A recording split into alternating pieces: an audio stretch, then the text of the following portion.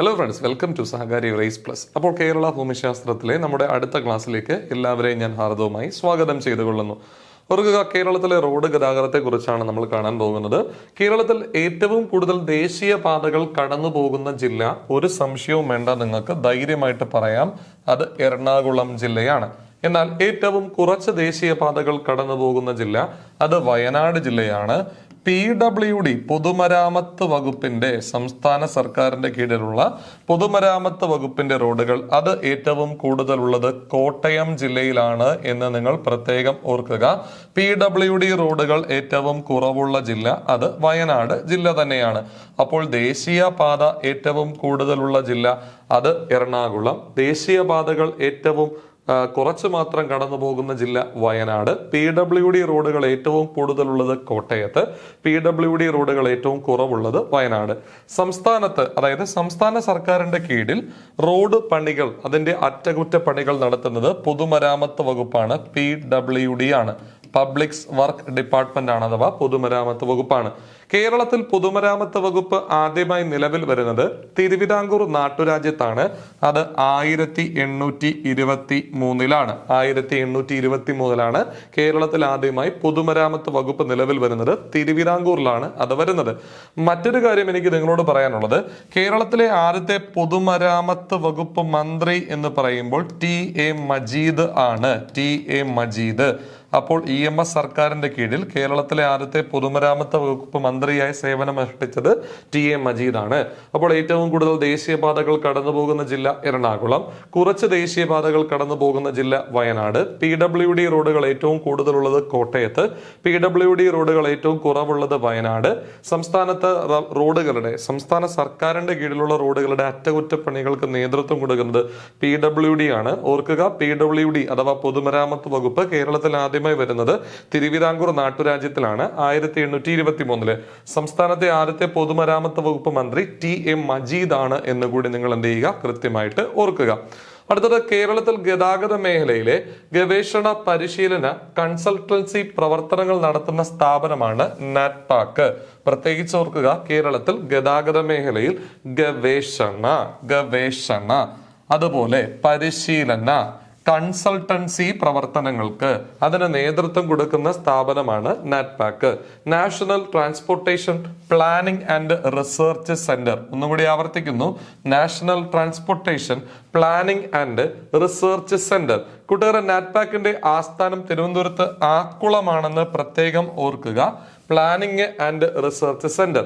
കേരളത്തിൽ ഗതാഗത മേഖലയിൽ ഗവേഷണ പരിശീലന കൺസൾട്ടൻസി പ്രവർത്തനങ്ങളാണ് നടത്തുന്നത്. നിലവിൽ വന്നത് 1976-ലാണ്. ആസ്ഥാനം തിരുവനന്തപുരത്ത് ആക്കുളത്താണ്. പ്രത്യേകം നിങ്ങൾ എന്ത് ചെയ്യുക, മനസ്സിലാക്കുക. കേരളത്തിൽ പൊതുമരാമത്ത് വകുപ്പിന്റെ കീഴിലുള്ള ഏക റിസർച്ച് സ്ഥാപനം കേരള ഹൈവേ റിസർച്ച് ഇൻസ്റ്റിറ്റ്യൂട്ട് ആണ്. ഇത് സ്ഥിതി ചെയ്യുന്നത് തിരുവനന്തപുരത്ത് കാര്യവട്ടത്തിനടുത്താണ്. കേരളത്തിലെ പൊതുമരാമത്ത് വകുപ്പിന്റെ കീഴിലുള്ള ഏക റിസർച്ച് സ്ഥാപനം കേരള ഹൈവേ റിസർച്ച് ഇൻസ്റ്റിറ്റ്യൂട്ട് ആണ്. ഇത് കേരളത്തിൽ കഴക്കൂട്ടത്തിനടുത്ത്, തിരുവനന്തപുരം ജില്ലയിൽ കഴക്കൂട്ടത്തിനടുത്ത് കാര്യവട്ടത്താണ് എന്ത് ചെയ്യുന്നത്, സ്ഥിതി ചെയ്യുന്നത് എന്ന് നിങ്ങൾ പ്രത്യേകിച്ച് എന്ത് ചെയ്യുക, മനസ്സിലാക്കുക. വളരെ നിലവാരം പുലർത്തുന്ന ഒരു ചോദ്യമാണ്. കേരളത്തിലൂടെ കടന്നു പോകുന്ന ഏറ്റവും നീളം കൂടിയ ദേശീയപാത NH-66-ഉം കേരളത്തിലൂടെ കടന്നു പോകുന്നതിൽ വെച്ച് ഏറ്റവും കുറഞ്ഞ ദേശീയപാത, നീളം കുറഞ്ഞ ദേശീയപാത NH-966-Bയുമാണ്. കേരളത്തിലൂടെ കടന്നു പോകുന്നതിൽ വെച്ച് ഏറ്റവും നീളം കൂടിയ ദേശീയപാത NH-66-ഉം കേരളത്തിലൂടെ കടന്നു പോകുന്നതിൽ വെച്ച് ഏറ്റവും നീളം കുറഞ്ഞ ദേശീയപാത NH-966-Bയുമാണ്. കേരളത്തിലൂടെ എത്ര ദേശീയപാതകളാണ് ആകെ കടന്നു പോകുന്നത്? 11 ദേശീയ പാതകളാണ് കടന്നു പോകുന്നത്. അപ്പോൾ രണ്ട് സ്ഥാപനങ്ങൾ നമ്മൾ ഇവിടെ കണ്ടു. ഒന്ന് നാറ്റ്പാക്കും മറ്റൊന്ന് കേരള ഹൈവേ റിസർച്ച് ഇൻസ്റ്റിറ്റ്യൂട്ടും. നാറ്റ്പാക്കിന്റെ ആസ്ഥാനം തിരുവനന്തപുരത്ത് ആക്കുളമാണ്. എന്നാൽ നമ്മുടെ KHRAയുടെ, കേരള ഹൈവേ റിസർച്ച് ഇൻസ്റ്റിറ്റ്യൂട്ടിന്റെ ആസ്ഥാനം തിരുവനന്തപുരത്ത് ആക്കുളമാണ്. ക്ലിയർ ആണെന്ന് വിശ്വസിക്കുന്നു. അടുത്തത് കാണാൻ പോകുന്നത് KL-15 വാഹന രജിസ്ട്രേഷൻ ഏതുമായി ബന്ധപ്പെട്ടിരിക്കുന്നു? കൂടാതെ KSRTCയുമായി ബന്ധപ്പെട്ടിരിക്കുന്നു. KSRTC നിലവിൽ വന്നത് 1965-ലാണ് എന്ന് നിങ്ങൾ പ്രത്യേകം ഓർക്കുക. കേരളത്തിൽ KSRTC നിലവിൽ വന്നത് 1965-ലാണ്. KL-15 എന്ന വാഹന രജിസ്ട്രേഷൻ ഏതുമായി ബന്ധപ്പെട്ടിരിക്കുന്നു? KSRTCയുമായിട്ടാണ് ബന്ധപ്പെട്ടിരിക്കുന്നത്. KSRTC നിലവിൽ വന്നത് 1965-ലാണെന്നുണ്ടെങ്കിൽ Thiruvithamkoor state, Thiruvithamkoor state transport department Thiruvithamkoor എന്ന നാട്ടുരാജ്യത്തിൽ നിലവിൽ വന്നത് 1938 ഇത് രൂപീകരിക്കുന്നതിന് വേണ്ടി മുൻകൈയെടുത്ത വ്യക്തി സർ CP രാമസ്വാമി അയ്യറാണ്. അന്നത്തെ തിരുവിതാംകൂർ ദിവാനാണ്. അന്നത് ഉദ്ഘാടനം ചെയ്ത വ്യക്തി സാക്ഷാൽ ചിത്തിര തിരുനാളാണ്. അപ്പോൾ തിരുവിതാംകൂർ സ്റ്റേറ്റ് ട്രാൻസ്പോർട്ട് ഡിപ്പാർട്ട്മെന്റ് ഉദ്ഘാടനം ചെയ്ത വ്യക്തിയാണ്, അത് ചിത്തിര തിരുനാളാണ് എന്ന് വ്യക്തമായി നിങ്ങൾ മനസ്സിലാക്കുക. തിരുവിതാംകൂർ സ്റ്റേറ്റ് ട്രാൻസ്പോർട്ട് ഡിപ്പാർട്ട്മെന്റ് ആണ് കേരളത്തിൽ ആദ്യമായി നിലവിൽ വരുന്നത്. അത് തിരുവിതാംകൂർ എന്ന നാട്ടുരാജ്യത്തിന്റെ ഒരു ട്രാൻസ്പോർട്ട് ഡിപ്പാർട്ട്മെന്റ് എന്ന നിലയിലാണ് വരുന്നത്. 1938 ഇതിന് മുൻകൈ എടുത്തത് സർ CP രാമസ്വാമി അയ്യരും ഇത് ഉദ്ഘാടനം ചെയ്തത് ശ്രീ ചിത്തിര തിരുനാൾ, അന്നത്തെ തിരുവിതാംകൂർ നാട്ടുരാജാവുമായിരുന്നു. നിങ്ങളൊരു കാര്യം മനസ്സിലാക്കേണ്ടത്, അങ്ങനെയാണ് എന്നുണ്ടെങ്കിൽ കേരളത്തിലെ ആദ്യത്തെ ഗതാഗത വകുപ്പ് മന്ത്രി ആരാണ് എന്ന് ചോദിച്ചാൽ വളരെ വ്യക്തമായി നിങ്ങൾ മനസ്സിലാക്കുക, അത് TV തോമസ് ആയിരുന്നു കേരളത്തിലെ ആദ്യത്തെ ഗതാഗത വകുപ്പ് മന്ത്രി. ഓർക്കുക, അങ്ങനെയാണെങ്കിൽ കേരളത്തിൽ ഏറ്റവും കൂടുതൽ വാഹന രജിസ്ട്രേഷൻ ഉള്ളത് ഏത് ജില്ലയിലാണ്? വാഹന രജിസ്ട്രേഷൻ ഏറ്റവും കൂടുതൽ ഉള്ളത് എറണാകുളം ജില്ലയിലും ഏറ്റവും കുറവ് വാഹന രജിസ്ട്രേഷൻ ഉള്ളത് വയനാട് ജില്ലയിലുമാണ്. ഏറ്റവും കൂടുതൽ വാഹന രജിസ്ട്രേഷൻ ഉള്ള ജില്ല എറണാകുളമാണ്. ഏറ്റവും കുറവ് വാഹന രജിസ്ട്രേഷൻ ഉള്ള ജില്ല വയനാട് ജില്ലയുമാണ്. പ്രത്യേകം നിങ്ങൾ ഓർക്കുക. അതുപോലെ തന്നെ കേരളത്തിൽ ആദ്യമായി ഇലക്ട്രിക് ബസ് ഓടിത്തുടങ്ങിയത് കേരളത്തിൽ ആദ്യമായി ഓടിത്തുടങ്ങുന്നത് അത് 2018 ഓടിത്തുടങ്ങുന്നത്. അത് എവിടെയെന്ന് ചോദിച്ചാൽ തിരുവനന്തപുരത്താണ് ആദ്യമായി ഇലക്ട്രിക് ബസ് ഓടിത്തുടങ്ങുന്നത്. ഇന്ത്യയിൽ ഇലക്ട്രിക് ബസ് ഓടിത്തുടങ്ങുന്ന 6ാമത്തെ സംസ്ഥാനമാണ് കേരളം. ആദ്യത്തെ സംസ്ഥാനം ഹിമാചൽ പ്രദേശ് ആണ്. അപ്പോൾ ഞാൻ പറഞ്ഞു വെക്കുന്നത്, ഇന്ത്യയിൽ ഇലക്ട്രിക് ബസ്സുകൾ ഓടിത്തുടങ്ങുന്ന ആദ്യത്തെ സംസ്ഥാനം ഹിമാചൽ പ്രദേശും 6ാമത്തെ സംസ്ഥാനം കേരളവുമാണ്. കേരളത്തിൽ ഇലക്ട്രിക് ബസ്സുകൾ ഓടിത്തുടങ്ങുന്നത് 2018 ആദ്യമായി ഓടിയത് തിരുവനന്തപുരത്താണ്.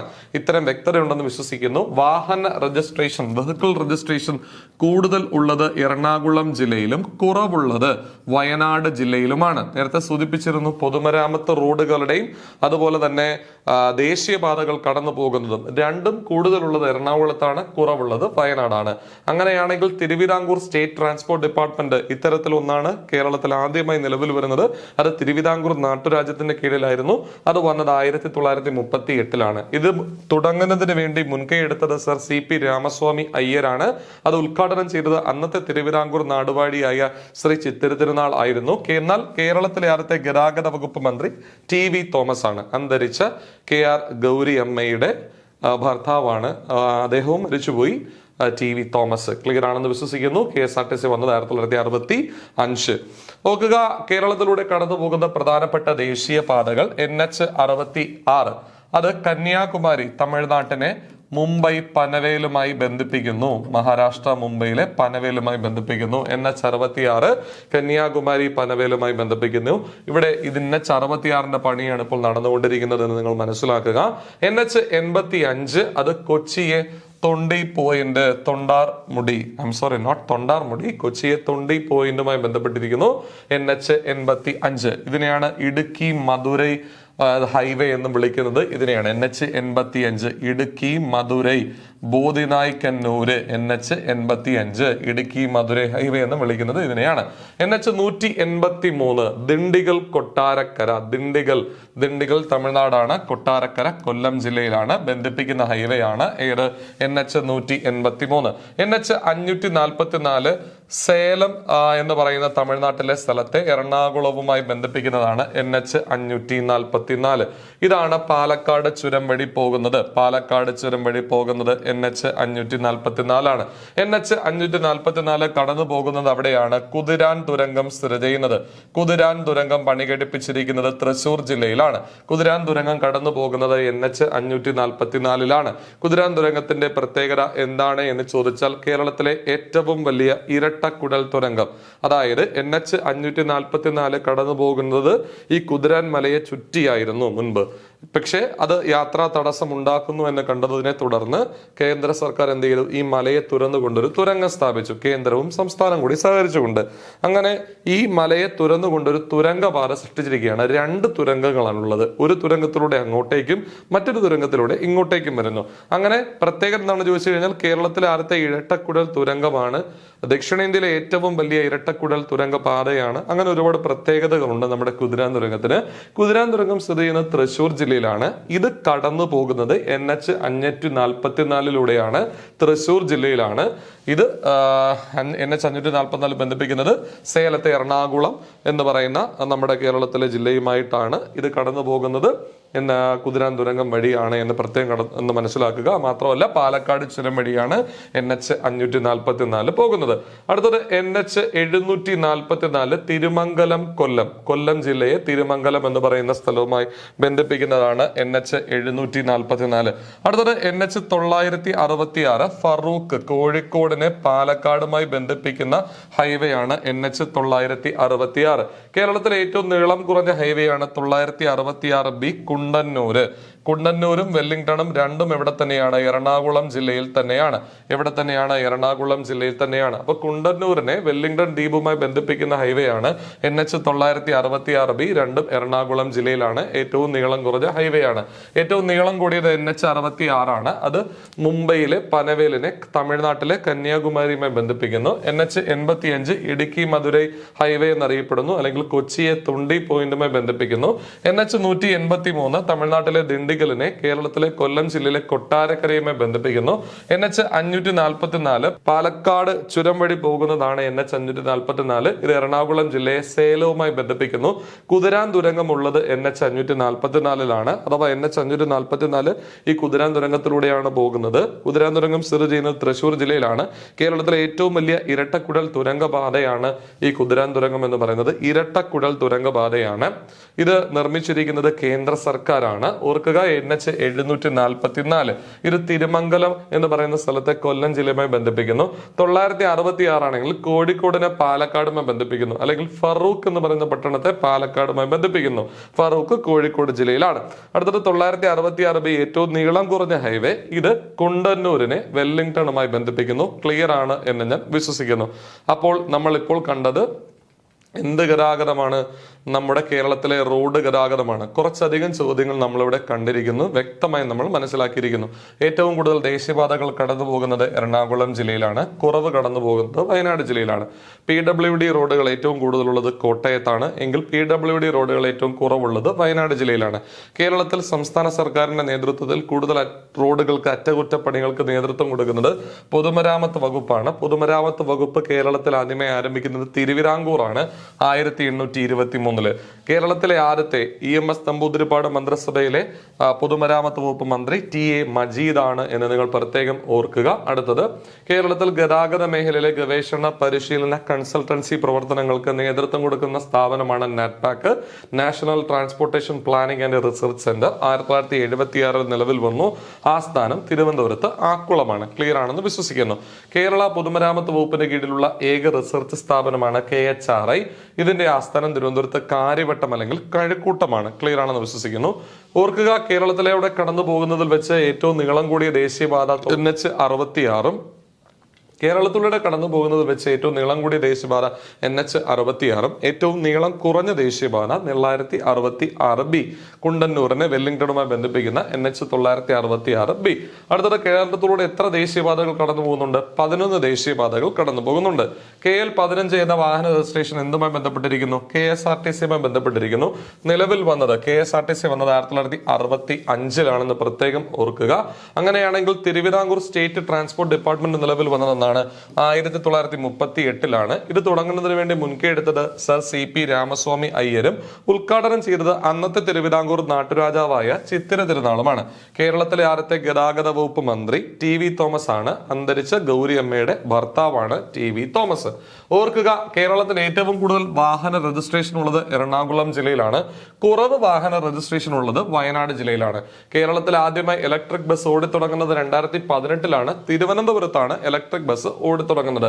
ഇനി ഇന്ത്യയിൽ 6ാമതായിട്ടാണ് ഒരു സംസ്ഥാനത്ത് എന്ത് ചെയ്യുന്നത്, അതായത് ഇന്ത്യയിൽ 6ാമത് ഇലക്ട്രിക് ബസ് ഓടിത്തുടങ്ങുന്ന സംസ്ഥാനമാണ് കേരളം. ആദ്യമായി ഇലക്ട്രിക് ബസ് ഇന്ത്യയിൽ ഓടാൻ ആരംഭിച്ചത് ഹിമാചൽ പ്രദേശിലാണ് എന്ന് നമ്മൾ കണ്ടു, വ്യക്തമായിട്ട് കണ്ടു.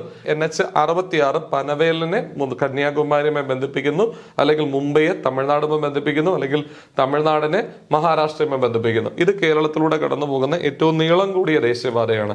NH85 ഇടുക്കിയെ മധുരയുമായി ബന്ധിപ്പിക്കുന്നു, അല്ലെങ്കിൽ കൊച്ചി തൊണ്ടി പോയിന്റ് ഹൈവേ ആണ് NH85. NH183 ദിണ്ടിഗലിനെ കൊട്ടാരക്കരയുമായി ബന്ധിപ്പിക്കുന്നു. നിലവാരമുള്ള ഒരു ചോദ്യം.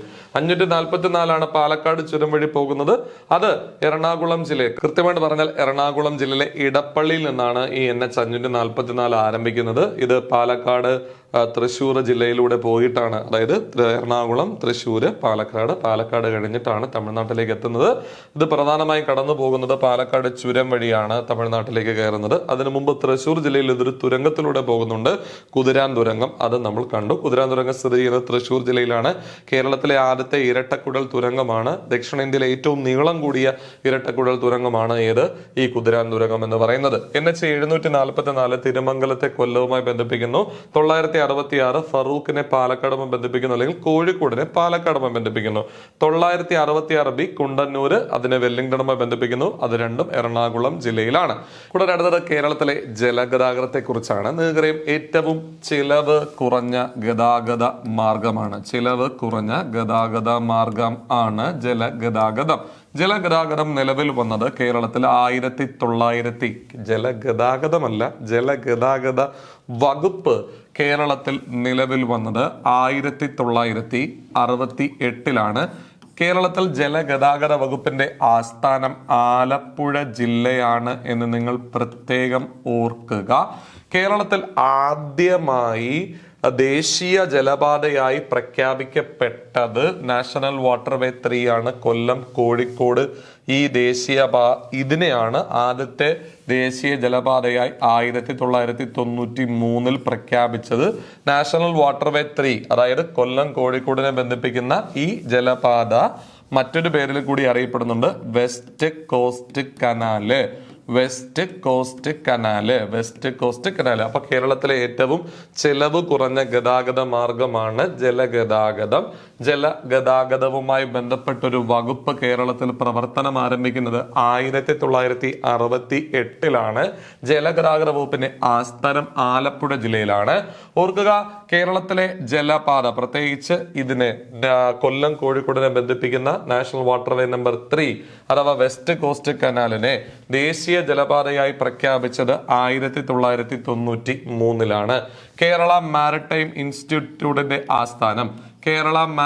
ഇൻസ്റ്റിറ്റ്യൂട്ടിന്റെ ആസ്ഥാനം നല്ല ചോദ്യമാണ്. കേരള മാരിടൈം ഇൻസ്റ്റിറ്റ്യൂട്ടിന്റെ ആസ്ഥാനം അത് നീണ്ടകര എവിടെ എന്ന് ചോദിച്ചാൽ അത് കൊല്ലം ജില്ലയിലാണ്. നീണ്ടകര എവിടെയാണ്? കൊല്ലം ജില്ലയിലാണ് എന്ന് നിങ്ങൾ പ്രത്യേകം മനസ്സിലാക്കുക. നീണ്ടകര കൊല്ലം ജില്ലയിലാണ്. കൂടാതെ 2016 ശേഷം അംഗീകരിക്കപ്പെട്ട 111 ജലപാതകളിൽ, ദേശീയ ജലപാതകളിൽ 4 കേരളത്തിലാണ്. National waterway number 3, 8, 9, 59, 3859, 3859, national waterway number 3, national waterway number 8, national waterway number 9, national waterway number 59. ഇത്രയും ദേശീയ ജലപാതകൾ എവിടെയാണ്? കേരളത്തിലാണ്. 2016 ദേശീയ ജലപാതകളുടെ എണ്ണം 111 പുനർനിശ്ചയിക്കുന്നത്. ഇതിൽ 4 എവിടെയാണ്? കേരളത്തിലാണ്. ഇത്രയും കാര്യങ്ങൾ വ്യക്തമാണ്. ഏറ്റവും ചെലവ് കുറഞ്ഞ ഗതാഗത മാർഗമാണ് ജലഗതാഗതം. കേരളത്തിൽ ജലഗതാഗത വകുപ്പ് നിലവിൽ വരുന്നത് 1968 കൂട്ടുകാരെ, കൃത്യമായി നിങ്ങൾ മനസ്സിലാക്കുക. അങ്ങനെയാണ് എന്നുണ്ടെങ്കിൽ ജലഗതാഗത വകുപ്പിന്റെ ആസ്ഥാനം കേരളത്തിൽ ആലപ്പുഴ ജില്ലയിലാണ്. 90% ജലഗതാഗതത്തെ ആശ്രയിക്കുന്ന കേരളത്തിലെ ഒരു പ്രദേശം ചോദിച്ചാൽ കുട്ടനാട് എന്ന് നമുക്ക് നിസ്സംശയം പറയാൻ സാധിക്കും. കുട്ടനാട്.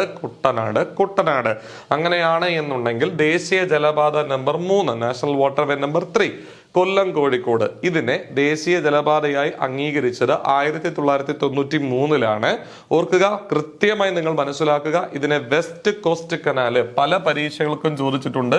വെസ്റ്റ് കോസ്റ്റ് കനാല് എന്നറിയപ്പെടുന്നത് നാഷണൽ വാട്ടർവേ നമ്പർ 3 കൊല്ലത്തെ കോഴിക്കോടുമായി ബന്ധിപ്പിക്കുന്ന ഏറ്റവും നീളം കൂടിയ കേരളത്തിലെ ദേശീയ ജലപാതയാണ്. അങ്ങനെയാണെങ്കിൽ കേരള മാരിടൈം ഇൻസ്റ്റിറ്റ്യൂട്ടിന്റെ ആസ്ഥാനം അത് കൊല്ലം ജില്ലയിലെ നീണ്ടകരയാണെന്ന് കൃത്യമായി മനസ്സിലാക്കുക. 2016 ദേശീയ ജലപാതകളുടെ എണ്ണം 111 പുനർനിശ്ചയിച്ചു. അതിൽ 4 കേരളത്തിലാണ്. National waterway number 3, national waterway number 8, 9, 59. 3 ബന്ധിപ്പിക്കുന്നത് കൊല്ലത്തെ കോഴിക്കോടുമായിട്ടാണെങ്കിൽ 8 ബന്ധിപ്പിക്കുന്നത് ആലപ്പുഴയെ ചങ്ങനാശ്ശേരി. 8 ആലപ്പുഴയെ ചങ്ങനാശ്ശേരിയുമായി ബന്ധിപ്പിക്കുന്നു. ചങ്ങനാശ്ശേരി കോട്ടയം ജില്ലയിലാണ്. എന്നാൽ 9 ആലപ്പുഴയെ കോട്ടയവുമായി ബന്ധിപ്പിക്കുന്നു, അതായത് വൈക്കം ഭാഗത്തെ അതുമായിട്ട് ബന്ധിപ്പിക്കുന്നു. അടുത്ത നാഷണൽ വാട്ടർവേ നമ്പർ 59 കോട്ടയത്തെ വൈക്കവുമായി ബന്ധിപ്പിക്കുന്നു. ക്ലിയർ ആണ് എന്ന് ഞാൻ വിശ്വസിക്കുന്നു. കോട്ടയത്തെ വൈക്കവുമായി ബന്ധിപ്പിക്കുന്നത് നാഷണൽ വാട്ടർവേ നമ്പർ 59. ആലപ്പുഴ ജില്ലയെ കോട്ടയവുമായി ബന്ധിപ്പിക്കുന്നത് നാഷണൽ വാട്ടർവേ നമ്പർ 9. ആലപ്പുഴയെ ചങ്ങനാശ്ശേരിയുമായി ബന്ധിപ്പിക്കുന്ന നാഷണൽ വാട്ടർവേ നമ്പർ 8. കൊല്ലത്തെ കോഴിക്കോടുമായി ബന്ധിപ്പിക്കുന്ന നാഷണൽ വാട്ടർവേ നമ്പർ 3. സെറ്റ് ആണെന്ന് വിശ്വസിക്കുന്ന കൂട്ടുകാരെ. അപ്പോൾ 2016 ശേഷം ഇന്ത്യയിൽ ദേശീയ ജലപാതകൾ എത്രണ്ണമായിട്ടാണ് നിശ്ചയിച്ചത്? 111. ഇതിനു മുമ്പ് 111 ഒന്നും ഇല്ലായിരുന്നു കേട്ടാ. 111 പുനർനിശ്ചയിച്ചത് 2011. ഇതിൽ എത്രണ്ണമാണ് കേരളത്തിലുള്ളത്? 4 എണ്ണം. 3, 8, 9, 59. ഏറ്റവും നീളം കൂടിയതാണ് ഏതാണ്? കൊല്ലം കോഴിക്കോടാണ്. അങ്ങനെയാണെങ്കിൽ ആലപ്പുഴയെ ചങ്ങനാശ്ശേരിയുമായി ബന്ധിപ്പിക്കുന്നത് നാഷണൽ വാട്ടർവേ നമ്പർ 8 ആണ്. ഇതിൽ ഏതാണ് ഈ വെസ്റ്റ് കോസ്റ്റ് കനാൽ എന്നറിയപ്പെടുന്നത്? നാഷണൽ വാട്ടർവേ നമ്പർ 3 ആണ്. കേരളത്തിൽ ആദ്യമായി ദേശീയ ജലപാതയായി പ്രഖ്യാപിക്കപ്പെട്ടത് ഏതാണ്? നാഷണൽ വാട്ടർവേ നമ്പർ 3 ആണ്. അതെന്നാണ് പ്രഖ്യാപിച്ചത്? 1993. അങ്ങനെയാണെങ്കിൽ 8 ബന്ധിപ്പിക്കുന്നത് ആലപ്പുഴയെ ചങ്ങനാശ്ശേരിയുമായും 9 ബന്ധിപ്പിക്കുന്നത് ആലപ്പുഴയെ കോട്ടയുമായും കോട്ടയത്തെ വൈക്കവുമായി ബന്ധിപ്പിക്കുന്നതാണ് ഇനി നാഷണൽ വാട്ടർവേ നമ്പർ 59. കൂട്ടുകാരെ കൃത്യമായി മനസ്സിലാക്കുക, കേരളത്തിൽ ഒരു തുറമുഖമുണ്ട്. നിങ്ങൾക്കറിയാം, ഒരു മേജർ തുറമുഖമാണ് കൊച്ചി തുറമുഖം. ഈ കൊച്ചി തുറമുഖം നിലവിൽ വരുന്നത് 1928 നിലവാരമുള്ള ഒരു ചോദ്യമാണ്. കൊച്ചി തുറമുഖം നിലവിൽ വരുന്നത് 1928. കൊച്ചി തുറമുഖത്തെ മേജർ തുറമുഖമായി പ്രഖ്യാപിക്കുന്നത് 1936 കൂടി നിങ്ങൾ മനസ്സിലാക്കുക. കൊച്ചി തുറമുഖത്തെ മേജർ തുറമുഖം എന്ന് പറഞ്ഞാൽ ഉടമസ്ഥാവകാശവും നടത്തിപ്പവകാശവും കേന്ദ്ര സർക്കാരിന്റെ ഉടമസ്ഥതയിൽ ആയിരിക്കും. അപ്പൊ അത്തരത്തിൽ കേന്ദ്ര സർക്കാരായിരിക്കും അവിടെ അതിന്റെ ഉടമസ്ഥാവകാശവും നടത്തിപ്പവകാശവും രണ്ടിനും മേൽനോട്ടം കൊടുക്കുന്നത് എന്നർത്ഥത്തിലാണ് അതിന്റെ മേജർ തുറമുഖമായി എന്ത് ചെയ്തിരിക്കുന്നത്? പ്രഖ്യാപിക്കുന്നത്. അപ്പൊ കേരളത്തിൽ ഒരു മേജർ തുറമുഖമാണുള്ളത്, അത് കൊച്ചിയാണ്. കൊച്ചിയെ മേജറായി പ്രഖ്യാപിച്ചത് 1936. കൃത്യമായിട്ട് മനസ്സിലാക്കുക. അവിടെ സ്പെഷ്യൽ എക്കണോമിക് സോൺ ഉണ്ട്. എവിടെ? കൊച്ചി തുറമുഖത്ത്. കൊച്ചി തുറമുഖത്തിന്റെ ശില്പി എന്നറിയപ്പെടുന്നത് റോബർട്ട് ബ്രിസ്റ്റോ ആണെന്ന് നിങ്ങൾ കൃത്യമായിട്ട് മനസ്സിലാക്കുക. ഇനി കൊച്ചി തുറമുഖത്തിലെത്തിയ ആദ്യത്തെ കപ്പലാണ് പ്രസിഡന്റ് ടൈലർ എന്ന് പറയുന്ന കപ്പൽ. അപ്പൊ കൊച്ചി തുറമുഖമാണ് കേരളത്തിലെ ഏക മേജർ തുറമുഖം. നിലവിൽ വന്നത് 1928. കൊച്ചിയെ മേജറായി പ്രഖ്യാപിച്ചത് 1936. കൊച്ചി തുറമുഖത്തിന്റെ ശില്പി റോബർട്ട് ബ്രിസ്റ്റോ. ക്ലിയർ ആണ്, കൃത്യമാണ് എന്ന് ഞാൻ വിശ്വസിക്കുന്നു. ഇനി എനിക്ക് നിങ്ങളോട് ഒരു കാര്യം കൂടെ പറയാനുണ്ട്. നമ്മുടെ കൊച്ചിൻ ഷിപ്പ്യാർഡ് കേന്ദ്ര സർക്കാരിന്റെ ഉടമസ്ഥയിലുള്ള ഒരു കപ്പൽ നിർമ്മാണശാലയാണ് കൊച്ചിൻ ഷിപ്പ്യാർഡ്. ഇത് നിലവിൽ വന്നത് 1972 എന്നും കൂടി നിങ്ങൾ മനസ്സിലാക്കുക. കൊച്ചിൻ ഷിപ്പ്യാർഡ് നിലവിൽ വന്ന വർഷം. കൊച്ചിൻ ഷിപ്പ്യാർഡ് ഇത് കേന്ദ്ര സർക്കാരിന്റെ ഉടമസ്ഥതയിലുള്ള ഒരു കപ്പൽ നിർമ്മാണശാലയാണ് ഇത്, കൊച്ചിൻ ഷിപ്പ്യാർഡ്. ഇപ്പോ നമ്മുടെ വിമാനവാഹിനി കപ്പലില്ലേ, INS വിക്രാന്ത് പോലുള്ള വിമാനവാഹിനി കപ്പല് ഇന്ത്യ നിർമ്മിച്ചിരിക്കുന്നത് കേരളത്തിലെ കേന്ദ്ര സർക്കാരിന്റെ ഉടമസ്ഥതയിലുള്ള കപ്പൽ നിർമ്മാണശാലയായ എവിടെ നിന്നാണ്? കൊച്ചിൻ ഷിപ്പ്യാർഡിൽ നിന്നാണ്. അപ്പോൾ നല്ല ചോദ്യമാണ്. കൊച്ചിൻ ഷിപ്പ്യാർഡ് നിലവിൽ വന്നത് 1972. ഈ കൊച്ചിൻ ഷിപ്പ്യാർഡിൽ നിന്നും പുറത്തു വന്ന ആദ്യത്തെ കപ്പലാണ് റാണി പത്മിനി. ഓർക്കുക, കൃത്യമായിട്ട് മനസ്സിലാക്കുക.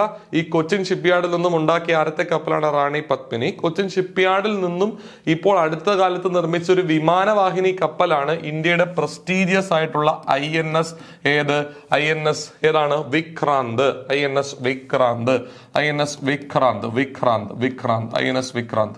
കൊച്ചിൻ ഷിപ്പ്യാർഡ് എന്ന കപ്പൽ നിർമ്മാണശാല കേന്ദ്ര സർക്കാരിന്റെ ഉടമസ്ഥയിൽ വന്നത് 1972. എന്നാൽ അവിടെ നിന്നും ഉൽപ്പാദിപ്പിക്കുന്ന അല്ലെങ്കിൽ പുറത്തെടുത്ത അല്ലെങ്കിൽ വന്ന ആദ്യത്തെ കപ്പല് റാണി പത്മിനിയും. എന്നാൽ അടുത്ത കാലത്ത് അവിടെ നിന്ന് ഉണ്ടാക്കിയ ഒരു വിമാനവാഹിനി കപ്പലിന്റെ പേര് അത് INS വിക്രാന്ത് എന്നുമാണ്. ക്ലിയർ ആണെന്ന് വിശ്വസിക്കുന്നു. അപ്പോൾ ജലഗതാഗതം അതുമായി ബന്ധപ്പെട്ട് നിങ്ങൾക്കൊരു CSEB പരീക്ഷകൾക്ക് ചോദിക്കാൻ സാധ്യതയുള്ള കാര്യങ്ങളെല്ലാം പറഞ്ഞു വെച്ചിട്ടുണ്ട്. ജലഗതാഗതത്തിന്റെ ഏറ്റവും വലിയ പ്രത്യേകത എന്താണ്? ഒന്ന്, ഏറ്റവും ചെലവ് കുറഞ്ഞ ഗതാഗത മാർഗം. കേരളത്തിൽ ജലഗതാഗത വകുപ്പ് വരുന്നത് 1968 ആസ്ഥാനം ആലപ്പുഴയാണ്. 90% ജലഗതാഗതത്തെ ആശ്രയിക്കുന്ന ഒരു പ്രദേശം കുട്ടനാടാണ്.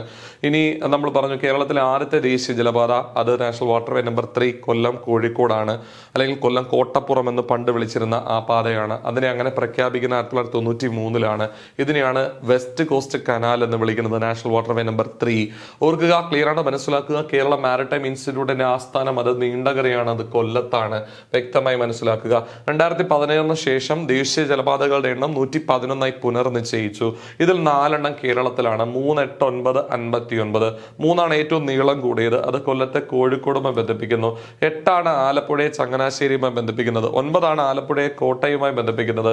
59 കോട്ടയത്തെ വൈക്കവുമായി ബന്ധിപ്പിക്കുന്നത്. ഓർക്കുക, കൊച്ചി തുറമുഖമാണ് കേരളത്തിലെ ഏക മേജർ തുറമുഖം. ഇത് കൊച്ചി കായലിലാണ്, അഥവാ വേമ്പനാട്ട് കായലിനോട് ചേർന്നാണ്, അഥവാ വേമ്പനാട്ട് കായൽ അറബിക്കടലിനോട് ചേരുന്നിടത്താണ് ഈ കൊച്ചി തുറമുഖം ഉള്ളത്. അഥവാ ഒരു തടാകജന്യ തുറമുഖമാണ് ഇത് കൊച്ചി തുറമുഖം. ഇത് കൊച്ചി കായലിലാണ്, അല്ലെങ്കിൽ വേമ്പനാട്ട് കായലാണ്, അല്ലെങ്കിൽ വേമ്പനാട്ട് കായൽ അറബിക്കടലിൽ പതിക്കുന്നിടത്താണ് ഇത് സ്ഥിതി ചെയ്യുന്നത്. അതുകൊണ്ടാണ് ഇതിനെ തടാകജന്യ തുറമുഖം എന്ന് വിളിക്കുന്നത്. ഇതിന്റെ ശില്പി റോബർട്ട് ബ്രിസ്റ്റോയാണ്. ഇത് നിലവിൽ വന്നത് 1928-ലാണ്. ഇതിനെ മേജർ തുറമുഖമായി പ്രഖ്യാപിച്ചത് 1936-ലാണ്. അപ്പൊ ചോദിക്കും, എന്താണ് മേജർ തുറമുഖം എന്ന്? അപ്പൊ ഞാൻ നിങ്ങളോട് പറയും, കേന്ദ്ര സർക്കാരിന്റെ ഉടമസ്ഥതയിലും നടത്തിപ്പ് ചുമതലയും മുന്നോട്ട് പോകുന്ന തുറമുഖങ്ങളെ വിളിക്കുന്ന പേരാണ് മേജർ തുറമുഖം എന്ന് ഞാൻ പറയും. കൊച്ചി തുറമുഖത്തിലേക്ക് ആദ്യമായി വന്ന ഒരു കപ്പലാണ്, വിദേശ കപ്പലാണ് പ്രസിഡന്റ് ടൈലർ എന്ന് പറയുന്ന കപ്പൽ. ഓർക്കുക, വളരെ വ്യക്തമായി മനസ്സിലാക്കുക, ഈ കൊച്ചിയിൽ ഒരു കപ്പൽ നിർമ്മാണശാലയുണ്ട്. അത് നിലവിൽ വന്ന 1972-ലാണ്. ഈ കൊച്ചിൻ കപ്പൽ നിർമ്മാണശാലയിൽ അന്നൊന്നും ആദ്യമായി പുറത്തു വരുന്ന കപ്പലിന്റെ പേര് റാണി പത്മിനി എന്നാണ്. എന്നാൽ കൊച്ചിൻ കപ്പൽ നിർമ്മാണശാല, കൊച്ചിൻ ഷിപ്പ്യാർഡിൽ നിന്നും ഇപ്പോൾ അടുത്ത കാലത്ത് കേന്ദ്ര സർക്കാർ എന്ത് ചെയ്തു? ഒരു വിമാനവാഹിനി കപ്പൽ നിർമ്മിച്ചു. അതിന്റെ പേര് INS വിക്രാന്ത് എന്നാണ്. കൊച്ചിൻ ഷിപ്പ്യാർഡിൽ നിന്നും അടുത്ത കാലത്ത് 2023-ലാണ് അത് കേന്ദ്ര സർക്കാർ എന്ത് ചെയ്യുന്നത്? പ്രധാനമന്ത്രി നരേന്ദ്രമോദി രാജ്യത്തിന് സമർപ്പിക്കുന്നത് 2023-ലാണ്. അതിന്റെ നിർമ്മാണം പരിപൂർണമായി നടന്ന ഡിസൈനിങ്ങും ക്രാഫ്റ്റിങ്ങും അതിന്റെ എല്ലാം നടന്നിരിക്കുന്നത് എവിടെയാണ്? കൊച്ചിൻ ഷിപ്പ്യാർഡിലാണ്. കൊച്ചിൻ ഷിപ്പ്യാർഡാണ് അത് ഇന്ത്യൻ നേവിക്ക് എന്ത് ചെയ്തത്? കൈമാറിയത്. വിമാനവാഹിനി കപ്പലാണ് INS വിക്രാന്ത്. ഇന്ത്യക്ക് അങ്ങനെ ഒരൊറ്റ, അതായത് ഇന്ത്യ തദ്ദേശീയമായി നിർമ്മിച്ച ആദ്യത്തെ വിമാനവാഹിനി കപ്പലാണ് INS വിക്രാന്ത്. ഇന്ത്യക്ക് ഇപ്പൊ 2 ഉണ്ട്. ഒന്ന് റഷ്യയിൽ നിന്ന് ലീസിനെടുത്തതാണ്, മറ്റൊന്ന് ഇന്ത്യ സ്വന്തമായി നമ്മുടെ നികുതി പണം കൊണ്ട് നിർമ്മിച്ചതാണ്. അതിന്റെ പേര് INS വിക്രാന്ത് എന്നാണ്. ഇത് കൊച്ചിൻ ഷിപ്പ്യാർഡിലാണ് നിർമ്മിച്ചിരിക്കുന്നത്. ഇതുമായി ബന്ധപ്പെട്ട കാര്യങ്ങളെല്ലാം പറഞ്ഞു തന്നിട്ടുണ്ട്. ഓക്കെ, കൂടാതെ അടുത്തത് കാണാൻ പോകുന്നത് റെയിൽ ഗതാഗതത്തെ കുറിച്ചാണ്. കേരളത്തിലാദ്യത്തെ ട്രെയിൻ സർവീസ് ആരംഭിച്ചത് 1861 മാർച്ച് 12-ലാണ്. കൂടാതെ ആദ്യത്തെ റെയിൽ പാത എന്ന് പറയുന്നത് ബേപ്പൂര് തിരൂര് ഇതാണ് ആദ്യത്തെ റെയിൽ പാത എന്ന് പറയുന്നത്. അപ്പോ സ്വാഭാവികമായും ആദ്യത്തെ ട്രെയിൻ യാത്ര കേരളത്തിൽ നടന്നിട്ടുണ്ടാകുന്നത് ഏതുമായി ബന്ധിപ്പിക്കുന്നതായിരിക്കും? ബേപ്പൂരിനെ തിരൂരുമായി ബന്ധിപ്പിക്കുന്ന ഈ റെയിൽ പാതയിലൂടെ ആയിരിക്കും ആദ്യത്തെ ട്രെയിൻ യാത്ര നടന്നിട്ടുണ്ടാകുക. അപ്പോൾ ആദ്യത്തെ റെയിൽ പാത ബേപ്പൂര് തിരൂര് റെയിൽ പാത. ആദ്യത്തെ train service Beypore Tirur service. ഇത് ആരംഭിച്ചത് 1861 മാർച്ച് 12. ഓർക്കുക, തിരുവിതാംകൂറിൽ ആദ്യമായി ആരംഭിച്ചത് 1904-ലാണ്. തിരുവിതാംകൂറിൽ, ട്രാവൻകൂറിൽ ആദ്യമായി റെയിൽ ഗതാഗതം ആരംഭിച്ചത് 1904-ലാണ് എന്ന് കൃത്യമായി നിങ്ങൾ മനസ്സിലാക്കുക. ഒരു പോയിന്റ് കൂടി എനിക്ക് നിങ്ങളോട് പറയാനുണ്ട്. തിരുവിതാംകൂറിൽ ഈ പറഞ്ഞതുപോലെ ആദ്യത്തെ ട്രെയിൻ സർവീസ് പുനലൂര് ചെങ്കോട്ട.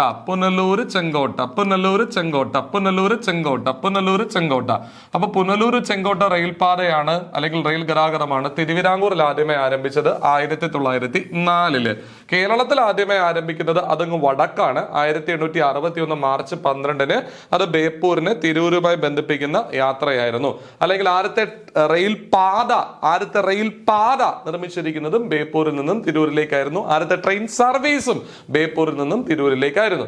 കേരളത്തിലെ റെയിൽവേ ഡിവിഷനുകൾ 2 പാലക്കാടും തിരുവനന്തപുരവും. ഈ പാലക്കാട് റെയിൽവേ ഡിവിഷൻ പണ്ട് അറിയപ്പെട്ടിരുന്നതാണ് ഒലവക്കോട്.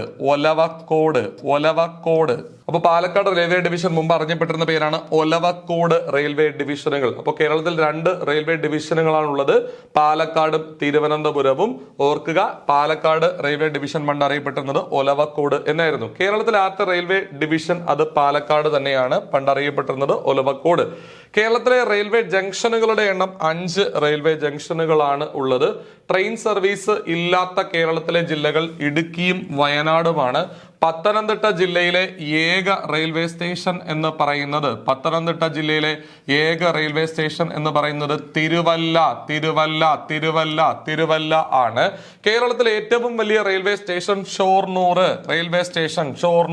ഏറ്റവും വലിയ റെയിൽവേ സ്റ്റേഷൻ ഷൊർണൂർ, അത് പാലക്കാട് ജില്ലയിലാണ്. കേരളത്തിലെ ഏറ്റവും നീളം കൂടിയ റെയിൽവേ പ്ലാറ്റ്ഫോം ഉള്ളത് അത് കൊല്ലത്താണ്. എന്നാൽ കൂടുതൽ റെയിൽവേ സ്റ്റേഷനുകൾ ഉള്ളത് തിരുവനന്തപുരത്താണ്. ഓർക്കുക, ഏറ്റവും വലിയ റെയിൽവേ സ്റ്റേഷൻ പാലക്കാട് ജില്ലയിലെ ഷൊർണൂർ, ഏറ്റവും നീളം കൂടിയ റെയിൽവേ പ്ലാറ്റ്ഫോം അത് കൊല്ലത്തും. ഏറ്റവും കൂടുതൽ റെയിൽവേ സ്റ്റേഷനുകൾ ഉള്ളത്, നിർത്തലുകൾ ഉള്ളത്, സ്റ്റോപ്പുകൾ ഉള്ളത് തിരുവനന്തപുരത്തുമാണ്. സ്വതന്ത്ര ഇന്ത്യയിലെ ആദ്യത്തെ റെയിൽവേ മന്ത്രിയാകുന്ന മലയാളിയാണ് ജോൺ മത്തായി. അതായത് നെഹ്റു മന്ത്രിസഭയിൽ റെയിൽവേ മന്ത്രിയായിരുന്ന, അതായത് ഇന്ത്യയുടെ പ്രഥമ നെഹ്റു മന്ത്രിസഭയിൽ ഒരു മലയാളി ഉണ്ടായിരുന്നു, ക്യാബിനറ്റ് റാങ്കോടുകൂടി. അദ്ദേഹം കൈകാര്യം ചെയ്തിരുന്നത് റെയിൽവേ ഗതാഗത വകുപ്പായിരുന്നു. അപ്പോൾ സ്വതന്ത്ര ഇന്ത്യയിലെ ആദ്യത്തെ റെയിൽവേ മന്ത്രിയായ മലയാളിയുടെ പേര് നിങ്ങൾ പഠിച്ചേ പറ്റൂ, ജോൺ മത്തായി. പിന്നീട് ഇദ്ദേഹം ഏത് വകുപ്പ് കൂടി ഏറ്റെടുക്കുകയായിരുന്നു?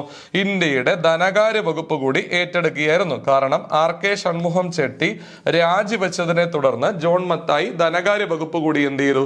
ഏറ്റെടുത്തു. ക്ലിയർ ആണ് എന്ന് ഞാൻ വിശ്വസിക്കുന്നു. സ്വതന്ത്ര ഇന്ത്യയിലെ ആദ്യത്തെ റെയിൽവേ ബഡ്ജറ്റ് അവതരിപ്പിക്കുന്നത് ജോൺ മത്തായി ആണ്. എന്നാൽ സ്വതന്ത്ര ഇന്ത്യയിൽ ആദ്യത്തെ ധനകാര്യ ബഡ്ജറ്റ് അവതരിപ്പിക്കുന്നത് RK ഷൺമുഖം ചെട്ടിയാണ്. RK ഷൺമുഖം ചെട്ടി ധനകാര്യ ബഡ്ജറ്റ് അവതരിപ്പിച്ചതിനു ശേഷം രാജിവെച്ചു. പിന്നീട് ധനകാര്യ വകുപ്പ് കൂടി ഏറ്റെടുത്തത് ആരാണ്? ജോൺ മത്തായി ആണ്.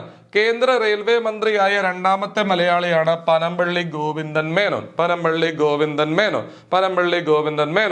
കൂടാതെ കടലുണ്ടി ദുരന്തം നടന്നത് 2001. കടലുണ്ടി എവിടെയാണ്? കോഴിക്കോട് ജില്ലയിലാണ്. അപ്പോൾ കടലുണ്ടി ദുരന്തം നടന്നത് 2001 കോഴിക്കോട് ട്രെയിൻ അപകടം നടന്നത്. എന്നാൽ ഏറ്റവും വലിയ ട്രെയിൻ അപകടം കേരളത്തിൽ നടന്നത് 1988 ജൂലൈ 8. നിങ്ങൾക്ക് എല്ലാവർക്കും അറിയാം, അത് പെരുമൺ തീവണ്ടി ദുരന്തമാണ്. അഷ്ടമുടി കായലിന് കുറുകെ അത് തകർന്ന് താഴെ വീഴുകയായിരുന്നു. പെരുമൺ തീവണ്ടി ദുരന്തം അത് കൊല്ലത്താണ്, അഷ്ടമുടി കായലിലാണ്. പെരുമൺ തീവണ്ടി ദുരന്തം 1988 ജൂലൈ 8. കടലുണ്ടി തീവണ്ടി ദുരന്തം 2001, അത് കോഴിക്കോടാണ്. പിന്നീട് കേരളത്തിലൂടെ കടന്നു പോകുന്നതിൽ വെച്ച് ഏറ്റവും നീളം കൂടിയ ട്രെയിൻ സർവീസ് എന്ന് പറയുന്നത് വിവേക് സർവീസ് ആണ്. വിവേക് എക്സ്പ്രസ്. ഇത് കന്യാകുമാരി തമിഴ്നാട്ടിലാണ്. കന്യാകുമാരിയെ ദിബ്രൂഗർ എന്ന് പറയുമ്പോൾ അത് ആസാമിലാണ്.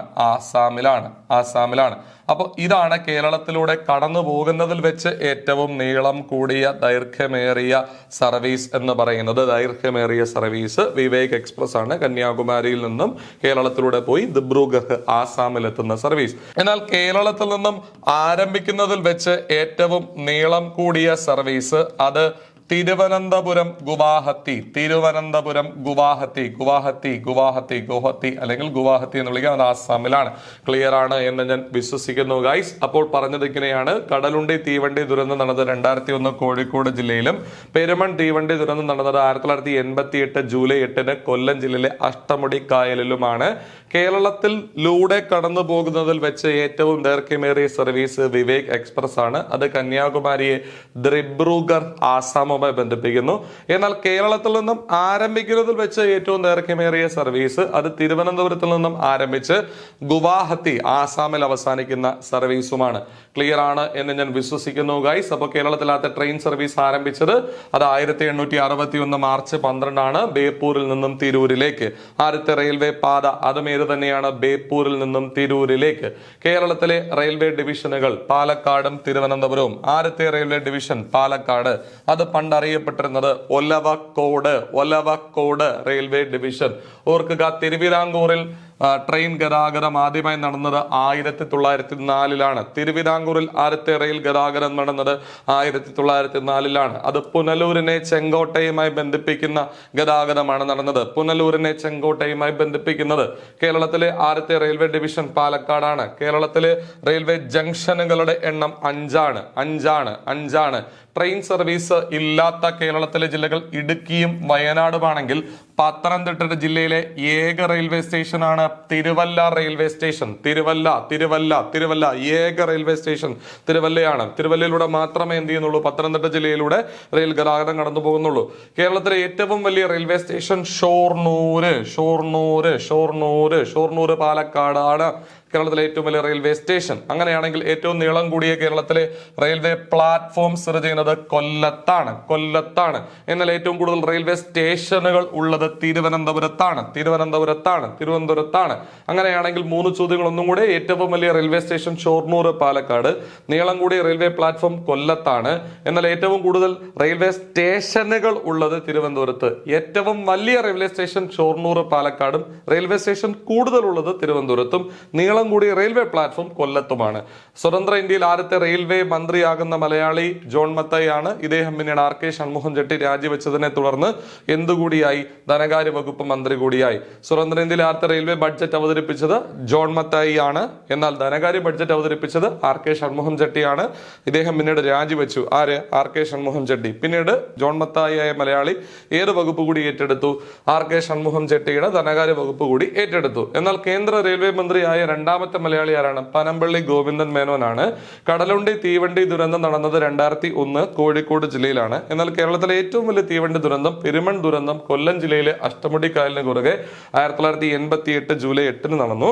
അങ്ങനെയാണെങ്കിൽ കേരളത്തിലൂടെ കടന്നു പോകുന്നതിൽ വെച്ച് ഏറ്റവും നീളം കൂടിയ റെയിൽവേ സർവീസ് വിവേക് എക്സ്പ്രസ്. അത് കന്യാകുമാരിയിൽ നിന്നും ആരംഭിച്ച് കേരളത്തിലൂടെ പോയി അവസാനം ദിബ്രുഗഡ് ആസാമിൽ ചെന്ന് എന്ത് ചെയ്യുന്നു, അവസാനിക്കുന്നു. എന്നാൽ കേരളത്തിൽ നിന്നും ആരംഭിക്കുന്നതിൽ വെച്ച് ഏറ്റവും ദൈർഘ്യമേറിയ സർവീസ് തിരുവനന്തപുരത്തിൽ നിന്നും ആരംഭിച്ച് ഗുവാഹത്തി ആസാമിൽ അവസാനിക്കുന്ന സർവീസ് ആണ് എന്നുകൂടി നിങ്ങൾ മനസ്സിലാക്കുക. അപ്പോൾ ഈ ക്ലാസ് ഇവിടെ അവസാനിപ്പിക്കുന്നു. നന്ദി, നമസ്കാരം.